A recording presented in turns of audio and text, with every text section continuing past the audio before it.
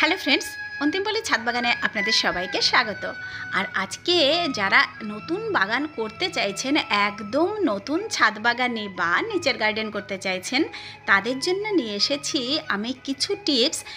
খুব সহজে যারা বাগানটা শুরু করতে পারেন এবং সেই শুরুটা আপনারা কিভাবে করবেন সেটা নিয়েই আজকের ভিডিও। তো চলুন আমরা কয়েকটা টিপস আমি নিয়ে এসেছি, মোটামুটি 7টি টিপস আমি বেছে নিয়ে এসেছি, যেই 7টি টিপস ফলো করলে আপনারা কিন্তু খুব সহজে খুব সুন্দর বাগান করতে পারবেন। তো চলুন একে একে দেখে নিই আমরা সেই 7টি টিপস।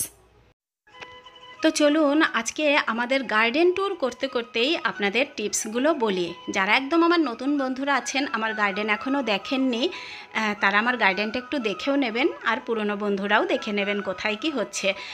তো চলুন সেই গার্ডেনটা দেখাতে দেখাতেই আপনাদেরকে আমি টিপসগুলো দিতে থাকি।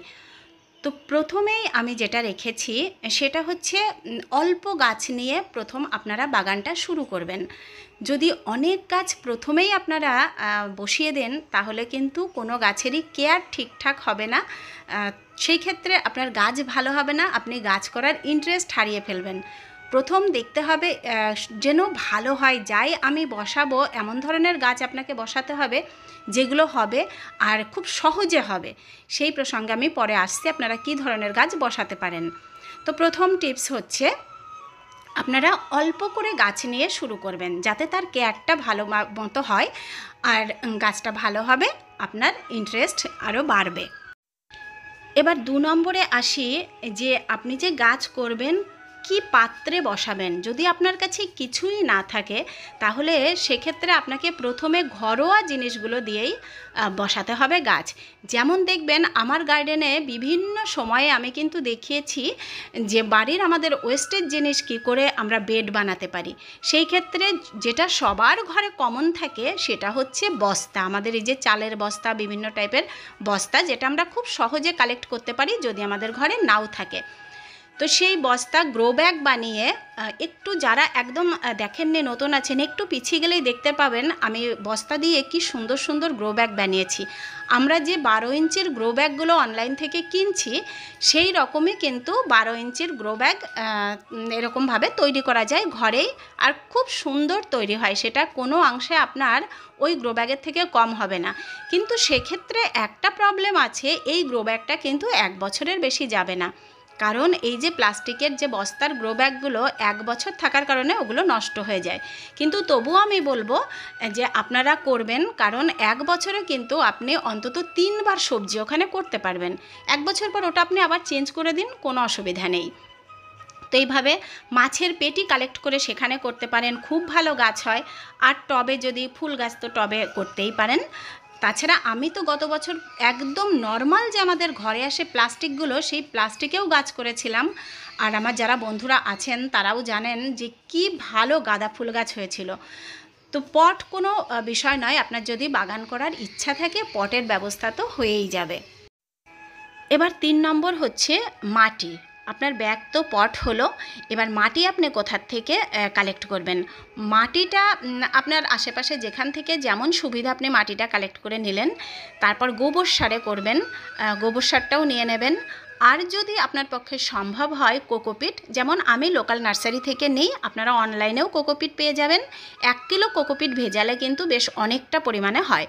তো সেক্ষেত্রে আপনি কোকোপিট দিয়ে মাটি আর গোবর সার মিশিয়ে একদম হালকা বেডও তৈরি করতে পারেন। যদি খুব হালকা আপনি করতে চান তাহলে মাটির পরিমাণ একদম কম দিতে হবে, আর কোকোপিট আর গোবর সারটা বেশি দেবেন, তাহলে ভীষণ লাইটওয়েট বেড আপনার তৈরি হবে। তো সেই ক্ষেত্রে ছাদে আমরা যে লোড দিতে ভয় পাই, সেক্ষেত্রে ছাদের লোড পড়ারও ভয় থাকে না, সেখানে কিন্তু খুব সুন্দর গাছও হয়।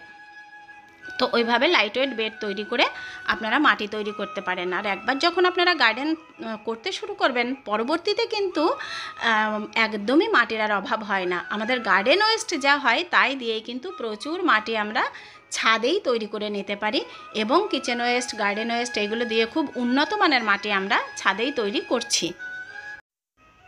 এবার হচ্ছে 4 নম্বরে, সবই তো হয়ে গেল, মাটি তৈরিও হয়ে গেল, ব্যাগও হয়ে গেল, গ্রো ব্যাগও হয়ে গেল। এবার কি গাছ সেখানে বসাবেন।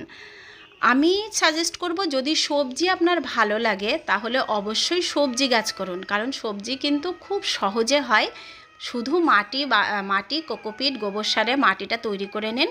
সেক্ষেত্রে 30-30-30 করেও দিতে পারেন, আর 10% কিচেন ওয়েস্ট অন্য কিছু দিয়ে পূরণ করে দিলেন। বা যদি আপনার কোকোপিট না থাকে, শুধু গোবর সার আর মাটিতেও কিন্তু খুব সুন্দর গাছ হয়, সেটাও করতে পারেন। তো বসাবেন এরকম করে যে কোনো সবজি, কিন্তু এই যে এরকম মাটি তৈরি করলে আপনার কোনো প্রবলেম হবে না, খুব ভালো সবজি হবে। আপনারা দেখতে পান আমার গার্ডেনে আমি মাটি তৈরিটা এইভাবেই করি। তো সেক্ষেত্রে আপনাদের খুব সহজে হবে এই যে লাউ, কুমড়ো, পোড়ল, পুঁই শাক, বিভিন্ন রকমের শাক, যেমন কলমি শাক, লাল শাক, ঝিঙে, চিচিঙ্গা, এই যে জিনিসগুলো, উচ্ছে, এগুলো কিন্তু খুব সহজে হয়। ভেন্ডি, এই সবজিগুলো দিয়ে আপনারা শুরু করতে পারেন, তাহলে এর কিন্তু প্রত্যেকটাই ছাদ বাগানে খুব ভালো হয়। এই যে বরবটি করতে পারেন, তো লঙ্কা, বেগুন, তো এরকম অনেক সবজি কিন্তু খুব সহজে আপনি ছাদ বাগানে অল্প জায়গাতেও করতে পারেন। তো সেগুলো করবেন। এবার আসা যাক পরিচর্যা। তো গাছও আপনি ধরুন বসিয়ে দিলেন, এবারে আপনাকে আসতে হবে পরিচর্যা তার কীভাবে করবেন যে খুব তাড়াতাড়ি গ্রো হবে, আর সেখান থেকে আপনি সবজি পাবেন, বা ফলের গাছ যদি করতে চান বা ফুলের গাছ করতে চান, সেগুলো কিভাবে কত তাড়াতাড়ি আপনি গ্রো করাবেন। তো সেক্ষেত্রে পরিচর্যা বলতে আমি পরিচর্যা করি, যেমন আমার বাগানের খাবারই হচ্ছে খোলের সার। খোলের সারে সবই মোটামুটি থাকে। তো খোলের সার যদি ঠিকঠাক টাইমলি দেওয়া যায়, তাহলে কিন্তু একদম আপনার আর কোনো কিছু খাবার দেবারই প্রয়োজন পড়ে না। আর যেগুলো আমাদের ঘরোয়া যে টোটকা খাবারগুলো থাকে, আমরা যেগুলো ফেলেই দেব সেগুলো দিয়ে দিই। এরকম তো কলার খোসার জল যেমন বিভিন্ন খুব ভালো পটাশিয়ামের একটা সোর্স দিই, আমরা ডিমের খোলা দিই ক্যালসিয়ামের সোর্স, এরকম তো সব দিতেই থাকি। চায়ের পাতা দিই, সেটা থেকে আমরা খুব ভালো নাইট্রোজেন পাই। তো এরকমভাবে যেটা আমাদের কিচেন ওয়েস্ট হয়, সেখান থেকে কিছু খাবার আমরা দিয়েই দিই। আর গাছগুলোকে খুব ভালো করে যদি আপনারা ধুয়ে দেন, সবসময় যখন জল দেবেন প্রত্যেক দিন, তখন যদি গাছগুলোকে ধুয়ে দেওয়া হয়, তাহলে কিন্তু পোকামাকড়ের আক্রমণ অনেকটাই কম থাকে। কারণ এই যে ফাঙ্গিসাইড, পেস্টিসাইড, এগুলো ব্যবহার করা, বাজার থেকে কিনে আনা, সেগুলো গুলে দেওয়া, এটা কিন্তু একটা হাঙ্গামা। তো যখন আমাদের সবার হাতেই খুব সময় কম, সেজন্য যত সহজে আমরা বাগানটা করতে পারি তত কিন্তু আমাদের কাছে ভালো। কারণ আমাদের যখনই বাগানে খুব বেশি টাইম দিতে গিয়ে আমার ফ্যামিলির অন্য কাজগুলো হ্যাম্পার হবে, তখন কিন্তু বাগানটা আমাদের কাছে চাপ হয়ে যাবে। তাই বাগানটা আমাদের ভালো লাগার মধ্যে যতটা করা যায় ততটাই কিন্তু করতে হবে। আর 6 নম্বরে রয়েছে বীজ নির্বাচন। এই যে আপনি গাছ বসাবেন, বীজটা কিন্তু একদম ঠিকঠাক আপনাকে নির্বাচন করতে হবে। ভালো জায়গা থেকে বীজ নিতে হবে। তাতে যদি আপনার একটু দাম বেশিও পড়ে, তাহলেও কিন্তু কোনো অসুবিধা নেই। ভালো বীজ হলে তবেই কিন্তু আপনি ফসলটা ভালো পাবেন। কারণ বীজ অনেক সময় দেখা যায় এত বাজে বীজ হয়, আপনার গাছটা খুব সুন্দর গ্রো হলো কিন্তু ফল ধরলো না ভালো। সেই ক্ষেত্রে বীজটা কিন্তু খুব ভালো করে দেখে শুনে আপনারা নির্বাচন করবেন। আমি যেমন লোকাল থেকেও নিই, নার্সারি থেকেও নিই, যেসব জায়গাকার বীজ ভালো আমি এখন জেনে গেছি সেই সব জায়গা থেকে নিই। আর তাছাড়াও অর্গানিক বাজার থেকেও নিই, সেটা আমি অনেকবারই বলেছি। তবে যে কোনো এই যে হাইব্রিড বীজের থেকে আমার কিন্তু দেশি সবজি বা দেশি বীজই বেশি পছন্দ। সেক্ষেত্রে এই যে বরবটিগুলো, যে লাফা টাইপের যে বরবটি আর আমাদের যে দেশি বরবটি, তার কিন্তু টেস্ট আলাদা। আবার বিনসও আমরা যখন শীতকালে বসাই, সেই যেটা হাইব্রিড জাতের সেটা হয় খুব ভালো, কিন্তু দেশিটার টেস্ট কিন্তু অনেক বেশি। তো সেক্ষেত্রে আপনারা যে যেটা পছন্দ করেন সেটাই বসাবেন।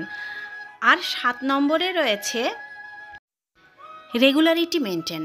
এবার আপনাকে বাগান করতে গেলে কিন্তু রেগুলারিটিটা মেনটেন অবশ্যই করতে হবে, তাহলে কখনোই আপনার বাগানটা চাপ হবে না। আমাদের যেমন দেখবেন সারা বছর যদি একটু একটু করে পড়ে রাখা যায়, পরীক্ষার সময় কিন্তু কখনোই চাপ হয় না। ঠিক সেই রকমই আমাদের বাগানটা যদি সব সময় আমরা কিছু না কিছু বাগানে কাজ করতে থাকি, প্রত্যেক দিন যদি অল্প করেও সময় দিই, তাহলে কিন্তু কখনোই আপনার বাগানটা চাপ হবে না। সেক্ষেত্রে বাগানে ঘাস থাকবে না, ঠিকঠাক সময় মতো খাবার দেওয়া যাবে, আর আপনি গাছের সাথে যত থাকবেন ওরাও কিন্তু আপনাকে ভরিয়ে দেবে। তো রেগুলারিটিটা কিন্তু ভীষণভাবে দরকার একটা বাগানকে সুন্দরভাবে করতে গেলে।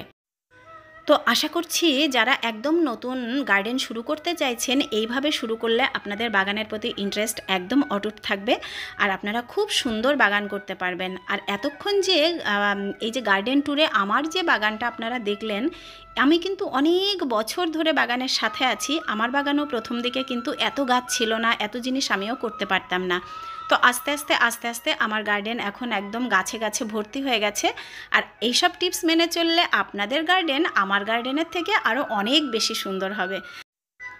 তো ভিডিওটির একদম শেষ পর্যায়ে চলে এসেছি। আর আমরা যারা এই পরিবারের বন্ধু তারা তো খুব ভালোবেসে আছি। আর যারা আজকে একদম নতুন, যদি ভিডিওটি ভালো লেগে থাকে লাইক, কমেন্ট, শেয়ার, সাবস্ক্রাইব করে আপনারা আমার সাথে থাকবেন। আপনারা ভালো থাকবেন, আমিও ভালো থাকবো। দেখা হবে আবার নেক্সট ভিডিওতে। টাটা।